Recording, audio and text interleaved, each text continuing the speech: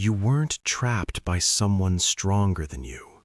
You weren't fooled by someone smarter than you. You were controlled by someone who understood one thing you didn't: that they didn't need to take away your freedom. They just needed to quietly take away every door except the one they wanted you to walk through. This isn't theory. This is happening right now, in your relationships, your workplace, maybe even in your own home. And the terrifying part? The person doing it might genuinely believe they're giving you a choice. Today, we're going deep into one of the most dangerous and overlooked tactics in all of dark psychology: the controlled option. By the time this video ends, you'll know exactly how this trap is built, how to recognize it when it's closing around you, and how to break out before the door disappears entirely. Russia, 1564. A Tsar named Ivan, later known as Ivan the Terrible, is losing his grip. The powerful noble class, the boyars, are betraying him, defecting to his enemies, playing games with his throne. He can't simply execute them all. That ignites civil war. He can't beg. That shows weakness. Force alone won't work. So Ivan does something nobody expected. He disappears. In the middle of the night, hundreds of sleds fill the square outside the Kremlin, loaded with the Tsar's treasures. The entire court watches in disbelief as Ivan boards a sled and leaves the city. No explanation, just silence. For 1 full month, Moscow descends into panic. Mobs fill the streets, shops close, citizens live in terror, convinced the boyars will now tear the country apart. Then a letter arrives from Ivan.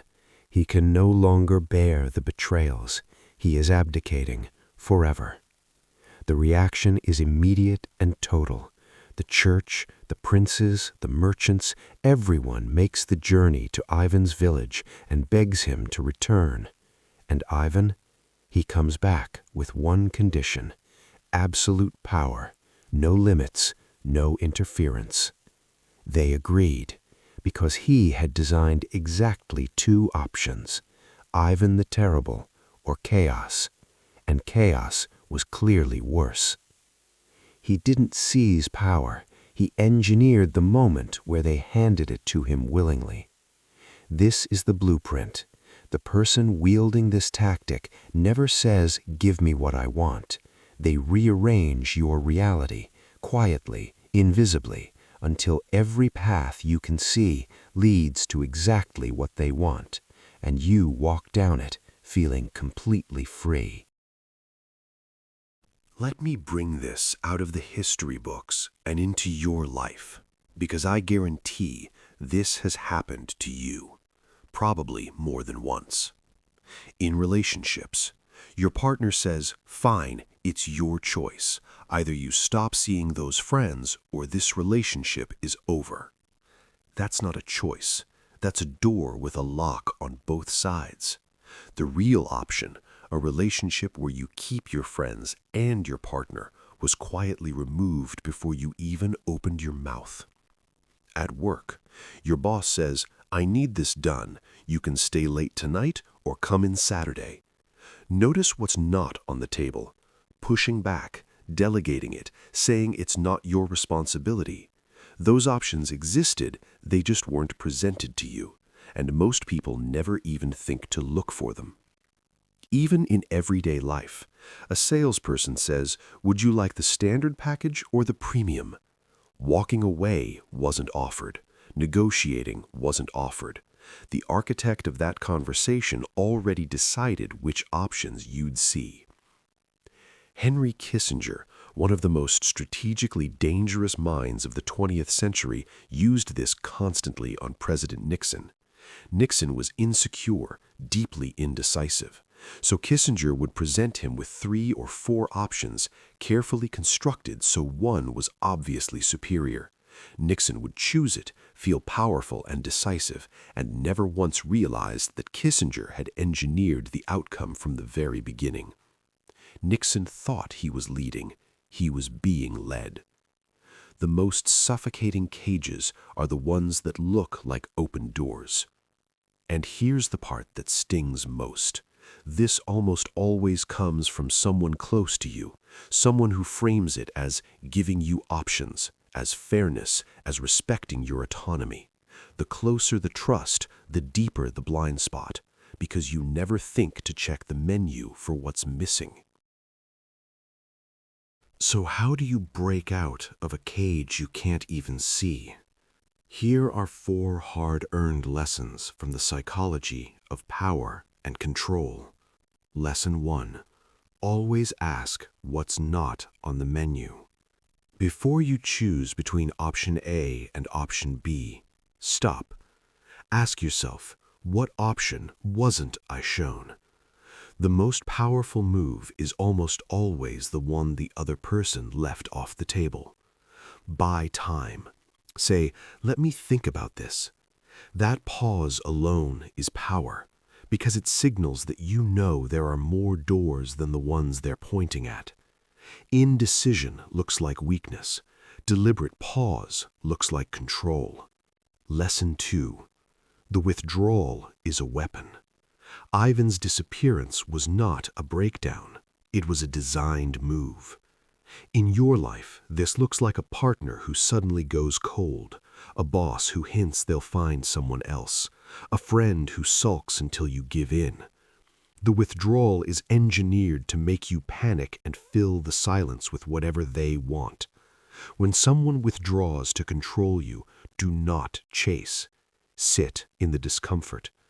Real connection survives the pause. Manipulation collapses under it. The person who can tolerate silence longest wins. Lesson 3. Name it out loud and watch it dissolve.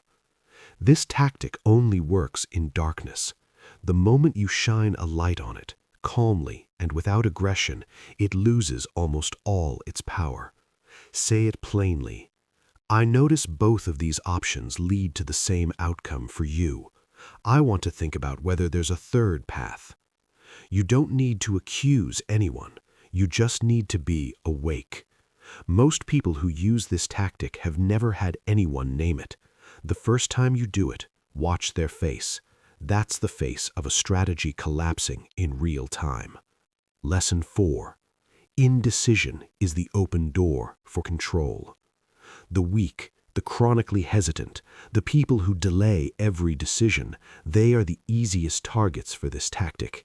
Not because they're stupid, but because their hesitation becomes the lever. History is full of dukes and presidents pushed to the edge of a decision they weren't ready to make, and in that moment of panic, they chose the option someone else had already prepared for them.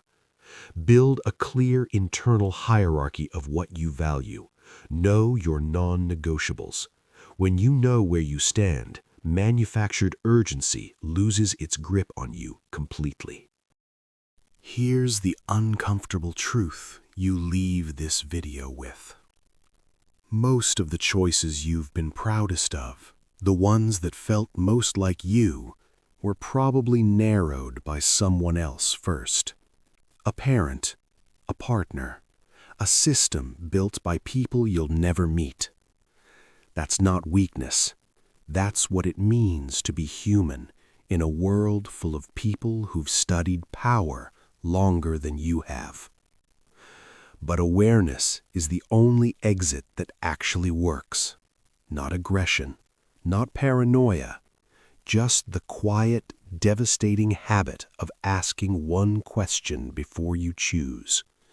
Who built this menu, and what did they leave off it? Ivan the Terrible gave Russia 2 choices, him or chaos, and Russia chose him. But history never asked what would have happened if just one person, one single person had stood up and said, those aren't the only 2 choices. Be that person in your relationships, in your career, in every room where someone is quietly, carefully deciding which doors you're allowed to see. They never forced you.